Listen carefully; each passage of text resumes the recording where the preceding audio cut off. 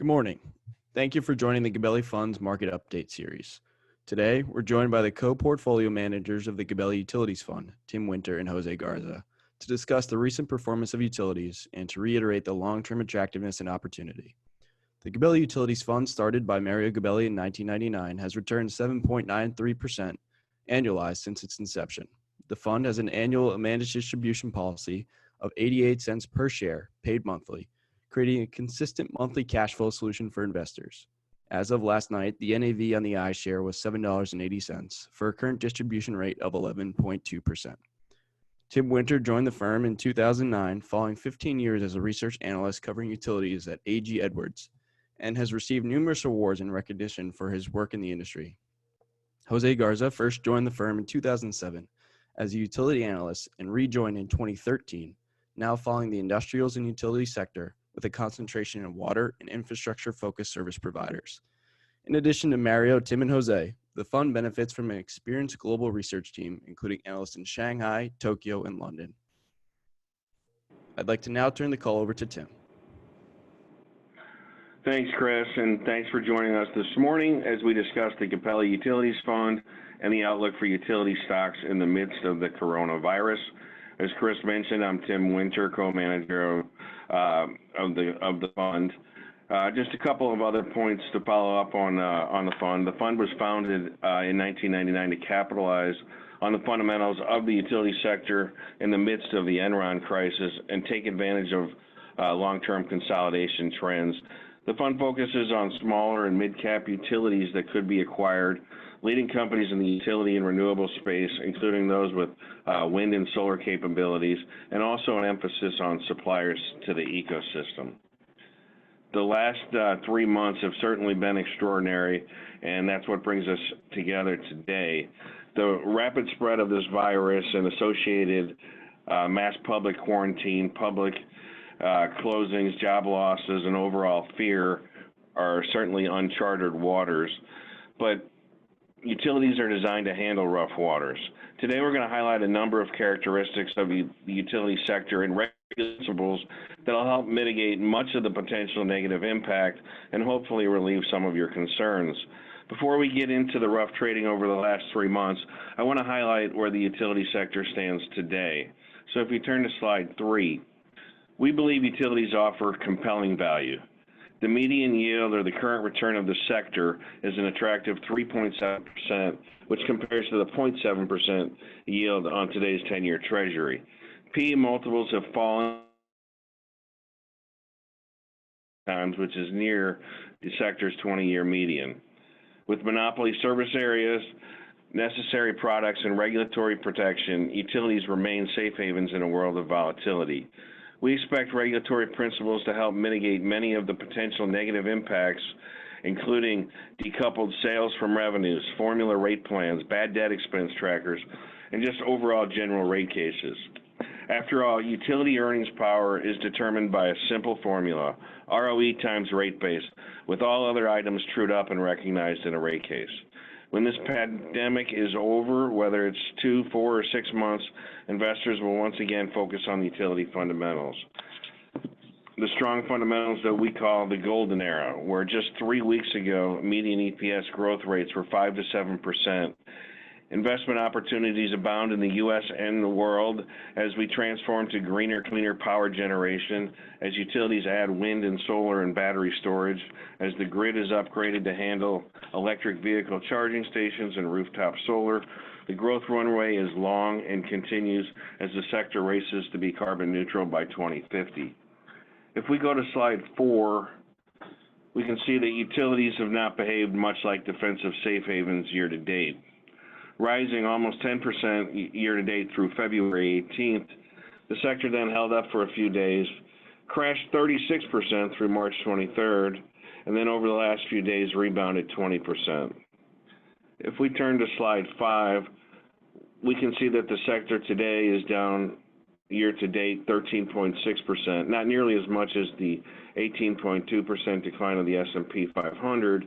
It seems somewhat characteristic, but what happened between March 18th and March 23rd, and why the 1,100 basis point underperformance?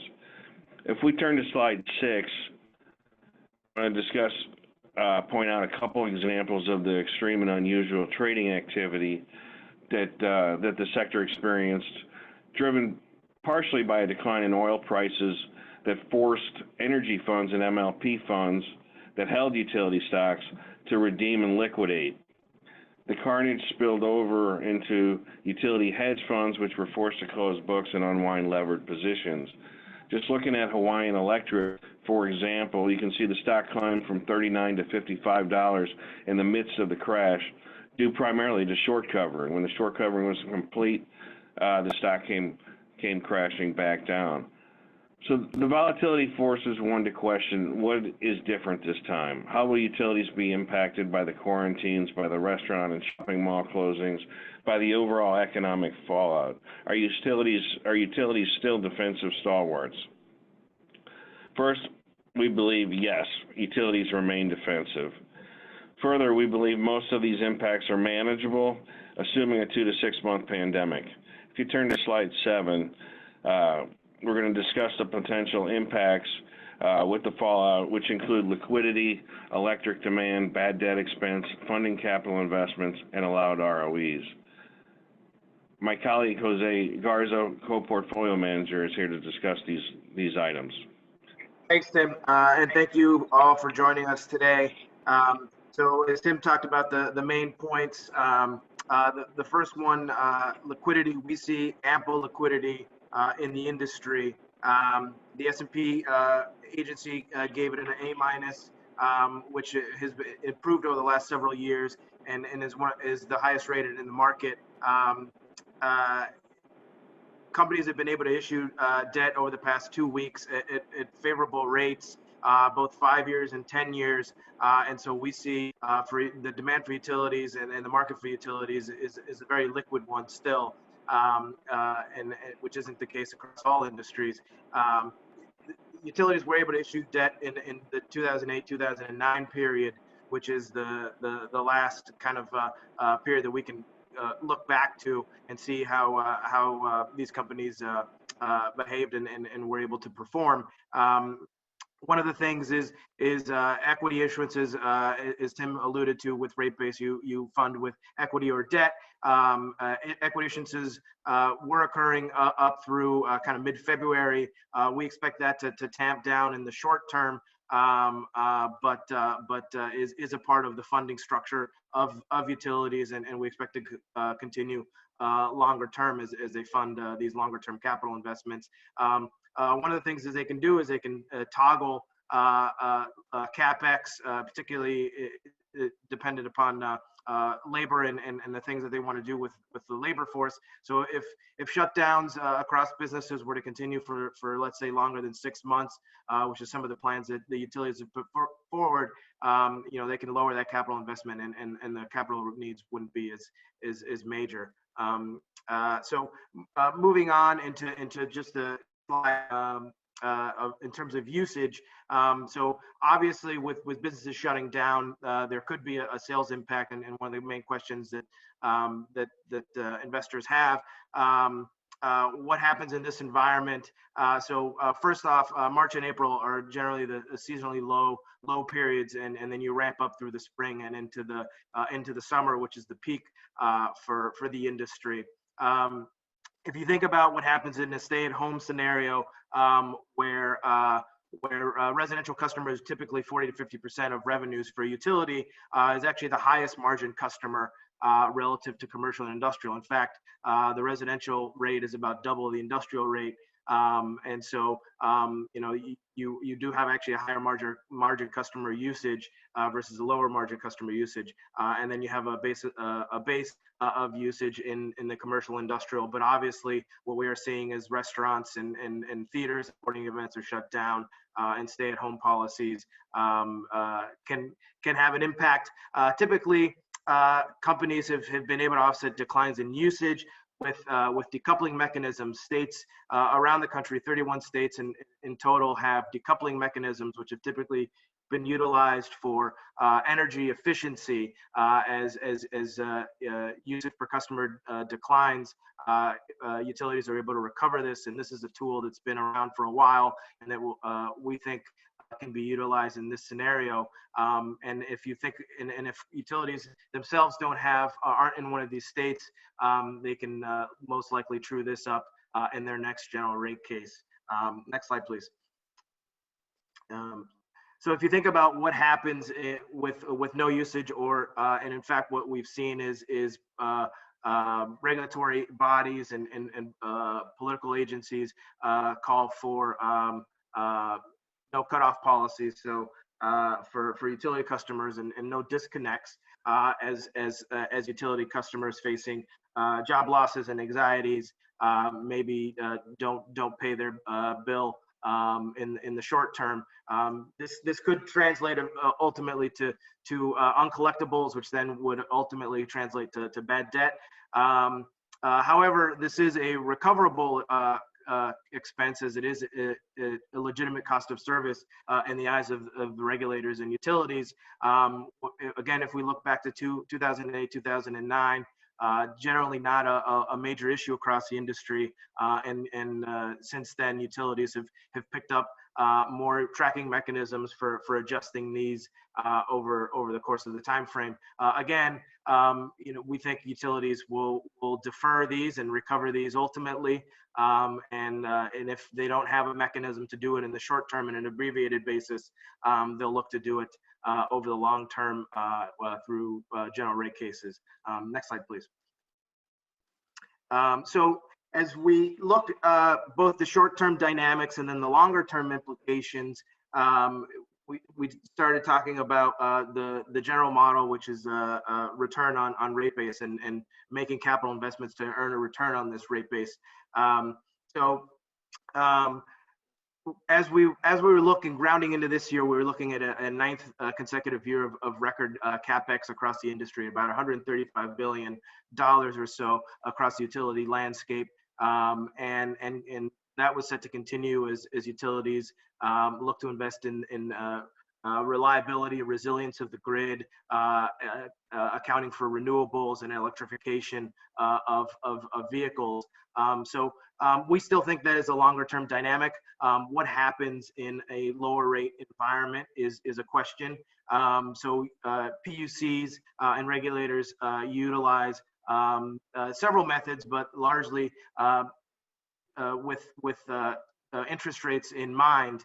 What we have seen over the past several years is that requested ROEs and thus allowed ROEs have effectively flatlined versus the interest rates, the prevailing interest rates. So we expect this to continue, and PUCs unlikely to use this environment as the basis for what is allowed and allowing utilities a regulated return. Next slide, please. So again, as we think about in the portfolio and what we look to in the Gabelli Utilities Fund is to look also across the value chain, and not just utilities, but also the equipment and service providers to the industry that benefit from these higher levels of spending. These in our discussions throughout the course of this continue to provide what are essential services during COVID-19 and will continue to do so. And ultimately, they further the ESG principles across the portfolio and the commercial industrial landscape. There's some examples there. I'll turn over the call now to Tim. Okay, thanks, Jose. One topic very important to us at Gabelli and utility investors alike is consolidation. Coronavirus or not, the utility sector has and will continue to consolidate. We highlight here 23 deals that have been announced since 2016. Many of them have closed. On the next slide, we offer you our takeover candidate list. This is a list we've been publishing for several years and simply cross out companies that have engaged to be inquired. Of interest, we recently have seen some media speculation that given the decline in the sector, that Berkshire Energy is looking to make another acquisition. As you know, they've bought several utilities over the years, including Pacificorp, Mid-American Energy, and NVE Energy. There's also a handful of activists in the space that have taken positions in companies like Evergy and Hawaiian Electric. if we could go to the next slide. Before I summarize the current near-term and long-term outlook for the sector, I wanted to point out just two interesting valuation graphs. If you look at the PE multiple over the past 20 years, you can see it bottom back when the market bottomed in March of 2009. It was basically under 11 times, and over the years it steadily rose. As I point out, the fundamentals of the sector have also improved and earnings growth rates improved. The multiple went all the way to 23 times on February 18th when the sector hit its all-time high, and you can see the dramatic crash down in the multiple to closer to the 20-year median multiple. If we go to the next slide, the improvement in valuation, if you will, is even more dramatic when we compare it to interest rates. This is the earnings yield, or 1 over the PE as a percent of the 10-year Treasury, and you can see that the group has become very inexpensive during this last 3 weeks with the downturn related to the virus. If we could go to the next slide. With that said, I just want to highlight the defensive growth characteristics of utility stocks as we go through the next several months of the virus fallout. And again, utilities have offered the attractive 3.7% current return. P's have come down dramatically. Utilities can mitigate much of the negative impacts associated with the downturn, as Jose went through, with the sales forecast and bad debt expense, all recoverable through rates in many cases. And then low interest rates make utility stocks' earnings and dividends look even more attractive. On the next slide, the long term of the sector, we at Gabelli remain very bullish about utilities' ability to grow earnings and dividends well into the future. Up until 3 weeks ago, we were talking 5 to 7% growth rates. As we go through this super investment cycle to address climate change, as utilities add wind, solar, battery storage, as they electrify grids, modernize infrastructure, upgrade pipes, the world wants to be carbon neutral by 2050, which leaves a very long runway for utility stocks to grow earnings and benefit from ongoing consolidation. Great. Thank you, Tim. We have a couple questions that came in and were submitted prior to the call today. The first one, which was submitted here, is what is the current status of the distribution policy of the fund, and have there been any discussions about the stability? So as mentioned at the beginning, the fund paid 88-cent annual distribution. It's 7 cents per month, making it somewhat unique as a monthly cash flow, and 8 cents in the final month of each quarter. Assuming a 3 to 6 month economic slowdown followed by a recovery, we expect most, if not all, utilities to continue growing dividends on an annual basis. Payout ratios of the sector are relatively low, at about 60% as a percent of earnings. Balance sheets ratings are strong. Utilities also have the ability to lower capital budgets if necessary. So, we think that the dividend security growth is okay in the utility sector. We're probably going to see some MLPs, pipelines, and midstream companies face challenges maintaining dividends, but that's a very small part of our fund. The board continues to monitor, but would not expect the board to make a short-term decision given the favorable long-term outlook of the sector. Great. Thank you, Tim. Another question here. Do you have any top picks or names that you've gravitated to during this sell-off recently? Sure. During the crisis, I'm trying to focus on some higher quality names. That would be NextEra Energy Partners, WEC Energy Group, which is Wisconsin Energy out of Milwaukee, Alliant Energy, LNT is the ticker there, Ameren, the St. Louis utility. On the water side, we like American Water Works, and Essential Utilities, that's the old Aqua America, their new symbol's WTRG. And for a little more aggressive investors, we like DTE Energy. Great. Another question. Oh, and let me follow up. Sure. I forgot one of our favorite takeover candidates is P&M Resources, and I'd also throw in Evergy as a mid cap takeover candidate. EVRG, this is the ticker there. Great. And then another question that kind of ties into that is any recent developments that have impacted the M&A market either positively or negatively, given what we've seen over the last few weeks? Right. I think that's a great question. Consolidation had kind of slowed over the last several months. I think a lot of it had to do with the valuations that the group was trading at.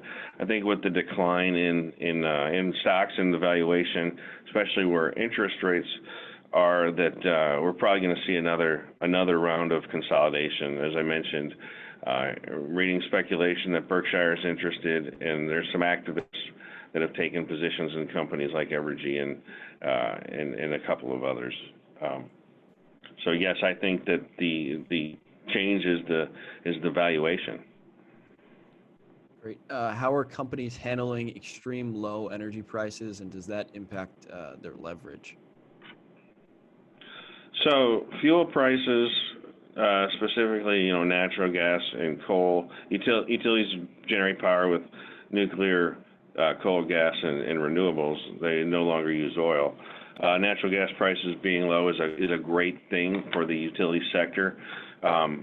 Although fuel costs are a pass-through, they're the biggest cost for a utility. They're passed through on customer bills, so that as fuel costs go down, as natural gas prices have declined over the years and have become a bigger part of utility generation, gas-fired generation, you see downward pressure on customer bills, which allows utilities to invest in infrastructure and earn rate-based returns and that increase on the customer bill is offset by the lower fuel prices. So, lower fuel prices are very good for utility stocks. Great. A question here.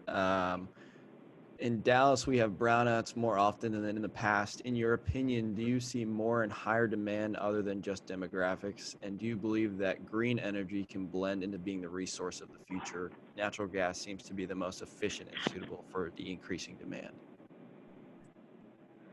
Right. Absolutely renewable energy, wind, solar, and eventually battery storage, which will be the component to make it the missing piece of the puzzle to make it all work. But as we move forward, you're going to see more and more wind and solar. It's becoming more and more economical. You're seeing a significant amount of capacity coming online, offshore, onshore. Costs are declining. Natural gas is still an important piece because we do not have electric storage yet, and that's where battery storage is going to come in. There's a number of projects that have been put in place for battery storage over the last year or so. There will be almost every new request for proposal for new generation from utilities includes an element for battery storage. So I think natural gas will remain an important bridge fuel, and over the years, we're going to see utilities get close to the goal that they want, which is 100% renewable by 2050. Great. Can you give us your outlook on water stocks and any that may be in the portfolio? So on the utility side, we love water utility stocks. And then we own, American Water Works, and we own Aqua America, which is now called Essential Utilities, as well as SJW. There's only 10 publicly traded water utilities. They have great fundamentals, but the valuations are, very high. They roughly 25 times forward earnings today, even after the corrections. But we definitely want to participate in the long-term trend to privatize and consolidate the U.S. water system. We also, own some international water companies like Severn Trent out of the UK, which is distribution, and they use their distribution utility. They use their expertise to try to do things in other parts of the world. So we are big fans of the water space. Jose covers a number of the industrial water companies. I don't know if you want to add something there, Jose. Sure. Yeah. So this has given us an opportunity to also invest in those. So as Tim talked about, what the big dynamic for the publicly listed utilities on the water side is consolidation. So if you think about what is private versus investor owned, the water industry in the U.S. is kind of the inverse. So most of it is in the hands of municipalities, and those will continue to consolidate. Nevertheless, they continue to spend on their service and ensuring that the clean water is produced for customers. And so we try to take advantage of this and any additional investment. So as we see it, the industry has been underinvested in, and so we like to have those providers that add that equipment to the underground infrastructure. So whether that be a Mueller Water Products, which manufactures hydrants and valves, iron gate valves, and has a leading share across the U.S., or something for treatment like Xylem has, and for moving wastewater. So we're finding great opportunities as well as on the metering side. So as you think about one of the big concerns is non-revenue water loss. So it's basically water that you treat and then gets lost in the system. So you could replace the pipes, but you kind of have to know where that water is going. And so metering is one of those avenues. And so there are a number of companies in that space. Xylem plays in that, Roper plays in that, and Mueller Water and Badger Meter it has a leading share in that. So opportunities there and companies that we like. Great. Can you please run through and explain ROE times rate base? Sure. So each regulated utility has a service area that it serves, and it's regulated by the Public Utility Commission of that state. How the profit level and the rates are set is basically taking the amount invested in infrastructure, which is what we call rate base.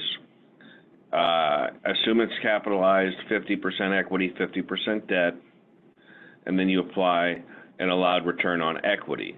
So if a utility invested $100 million in rate base, 50% of that would be equity, 50% debt. The Public Utility Commission would give in today's environment, roughly a 10% allowed ROE on the investment. So that would be 10% times the 50 million of equity, which would get you $5 million of earnings. And so then they would work their way back up the income statement and adjust rates so that interest expense is covered, O&M expenses are covered, bad debt expense is covered, sales is covered. And the point of me saying that at the end of the day, it's ROE times rate base is that even if utility sales are decline, dramatically, and bad debt goes up associated with this coronavirus, and even if it's longer than 6 months, a utility is going to file a rate case to address these issues. And once again, it'll be the ROE times the rate base, and they'll work their way back up, have rates adjusted for the higher bad debt and for the lower sales. So it becomes, I don't want to oversimplify it, or guarantee, but it becomes, stair-step earnings as long as the utility is investing back into rate base and the commission allows an ROE, assumes it's a prudent investment, allows the ROE. I hope that answers that question. There's also been a couple questions here regarding a full list of portfolio holdings, and that's available on Gabelli.com.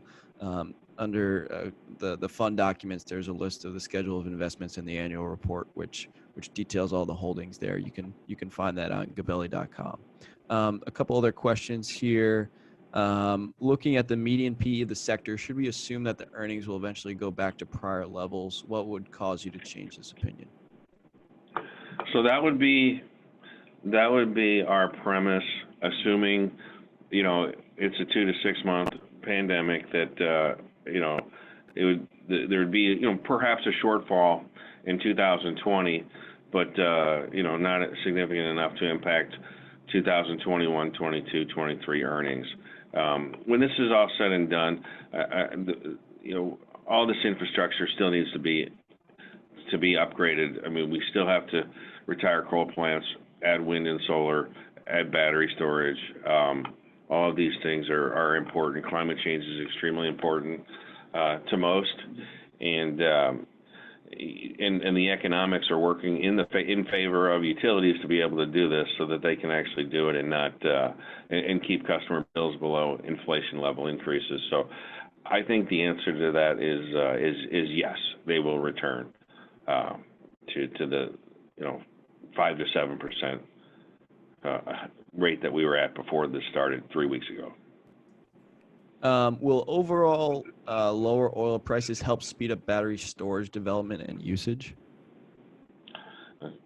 So first off, oil prices, have little to do with the utility sector. But as far as battery storage goes, I mean, obviously, the auto industry is going to lead. The batteries associated with the auto industry are going to lead. The utility sector. The utility sector is going to sort of follow on those tailwinds. So to the degree that low oil prices affect low gas prices and accelerate the need to lower battery costs, then yes. But it's the batteries are going to be real similar to what for utility scale to what the auto industry. So auto industry is going to lead the sector there. You want to add anything to that, Jose? No, I think you touched on what utilities are doing and riding the curve. I mean, costs have declined some 80% over the last 8 years or so on the battery side, and utilities, in order to have it utility scale, are waiting for the technology to continue to ramp, which it is, as you noted. Basically, every RFP now has a battery storage component attached to it for a new generation. Does the fund own any yield cos? Yes, not in the top 20 positions, but yeah, we primarily because there's only a few of them, but we do own them. NextEra Energy Partners, we own it. It's not as liquid as we would like, and so that's sort of what's held us back. But we do own them. We do own Atlantica, and we're gonna look to own probably we're gonna certainly take a look at Brookfield Renewables when that becomes available with a 1099 and not a K1. So yes. All right, and then finally here, how does the fund differ from the ETFs out there like the XLU in terms of sector allocations? So the S&P Utility Index, the XLU, are basically made up of only 28 stocks, and they're all the larger cap stocks. If you look down the list, it's NextEra, Duke, Dominion, Southern. The biggest cap is what represents the XLU and the S&P Index. We are different. We're certainly more diversified. We own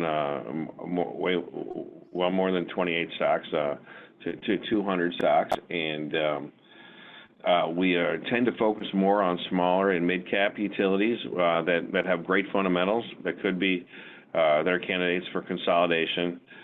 We also focus on the renewable space, and we also have an emphasis with suppliers of, as Jose mentioned, there's record capital investment in all three, electric, gas, and water industries, and so the suppliers of what's going into that investment we also own. So that makes us different. So more diversified than an XLU. Great. Well, Tim and Jose, we'd like to very much thank you for taking the time today and sharing your expertise on the sector. Additionally, we'd like to highlight the numerous utility sector white papers published on Gabelli.com by our investment team. Once again, thank you for joining, and we'd like to hope you have a great rest of your day. Investors should carefully consider the investment objectives, risk, charges, and expenses of the fund before investing. The prospectus, which contains more complete information about this and other matters, should be read carefully before investing. To obtain a prospectus, please call 1-800-GABELLI or visit www.gabelli.com.